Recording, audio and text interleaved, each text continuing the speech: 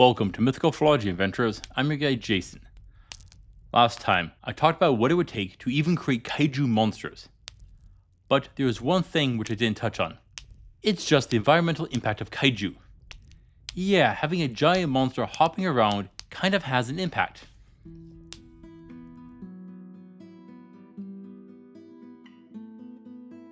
Let's imagine living in a world with kaiju.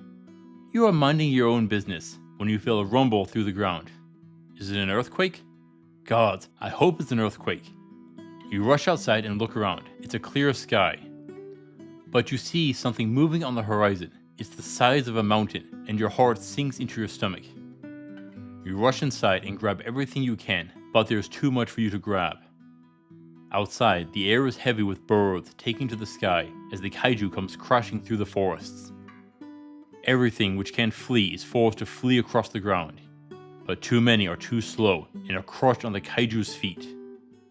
And that is the fate you are dealing with. This is the danger of kaiju.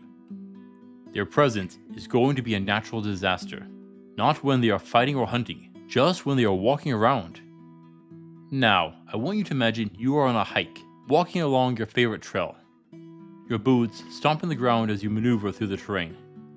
And this is my question for you. The hikers may know, but what is another name for a trail? Well, ribbon of death. Yeah, the numerous people walking along the trail kills the plants there, and which is why they ask you to remain on the trail. When you leave it, you step on the grass and flowers, and it can damage and kill the plants, breaks the stem, crushes structures, and so forth. Now, just because a human steps on something doesn't mean it will die. Most forms of grass, for example, have a fair bit of springiness and recovery after being stepped on. But when it's over and over, that's the problem. But when a kaiju steps on a tree, I don't think they will recover. Unless trees in a kaiju world evolve to be some sort of giant rubber trees that bounce back, but even then, it will be questionable. And while you are walking, you might step on an ant or kick an anthill. Sure, some of you might do this out of cruelty for the insects, or just ignorance. And all of this is exactly like what we will see with a kaiju. Yes, humans and other large animals can be used as a comparison to the impact of kaiju. That is assuming we compare humans to rodents and insects. So what kind of threat do we pose to animals? Well, we can destroy birds' nests and anthills. We can damage trees by accident, or intentionally when we are wanting to harvest it. And if we scale it to a kaiju, we will see this more commonly. At the size of a kaiju, it will likely kill any plant it steps on, which means the passing of a kaiju will likely level forests and grasslands. But I have good news. If you have spent much time in the wilds, no, not hiking on designated hiking trails, but going out into the boonies and spending time there. Hunters will know this.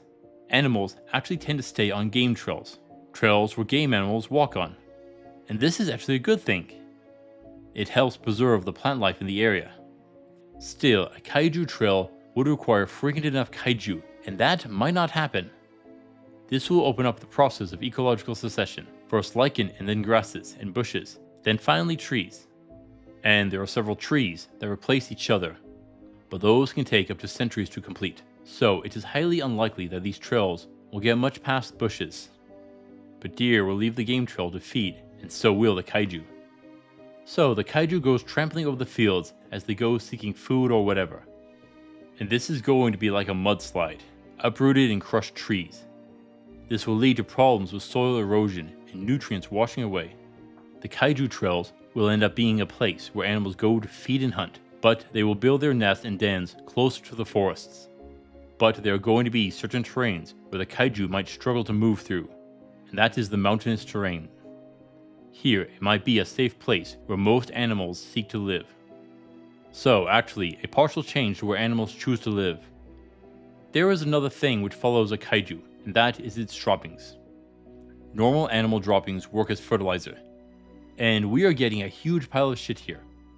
Now, there is something we need to talk about. Not all shit is created equal. Some, like elephant dung, exit very similar to how it enters. This will depend on the amount of waste produced and how effective its digestive tract is.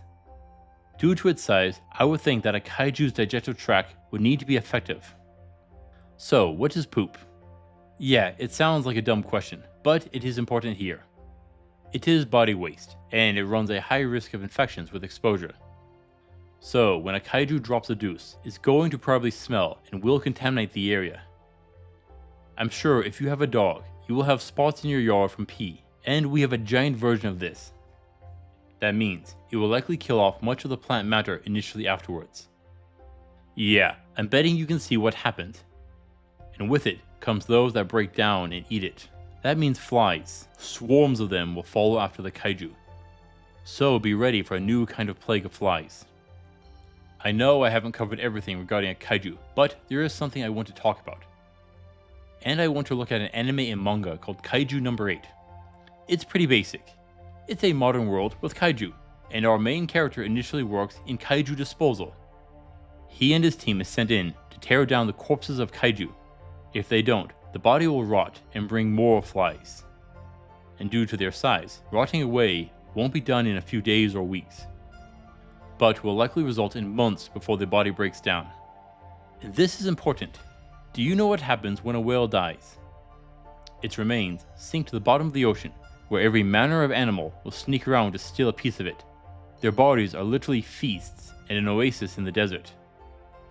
And this is the same thing here. A kaiju's corpse will attract every form of scavenger. Even natural-born predators are going to come to scavenge.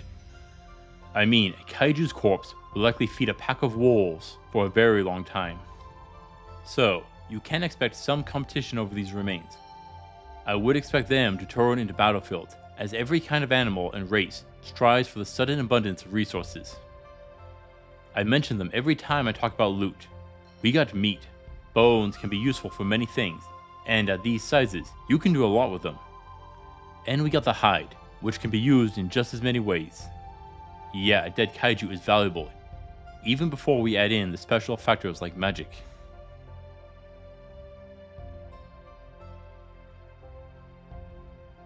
And now we can talk about the human side to this. How can humans handle kaiju? Not in battle, but in surviving. Where would humans live? While fields provide better farmland, they limit protection. Likely, this would encourage humans to live in mountains.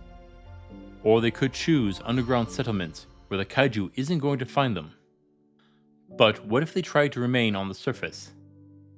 And the first thing they will need to do is know where the kaiju are. The best way to pull this off is to have a series of watchtowers.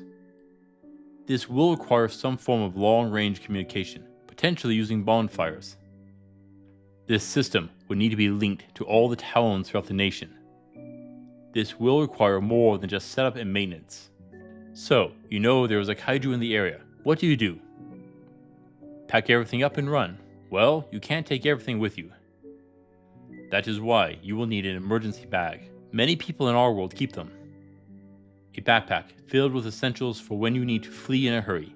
You'll need to have food, clothing, some money, or if you can, jewels. Jewels are actually smaller and lighter than carrying the equivalent in coins.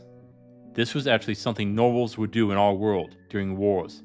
Of course, they could only sell the gems to other nobles.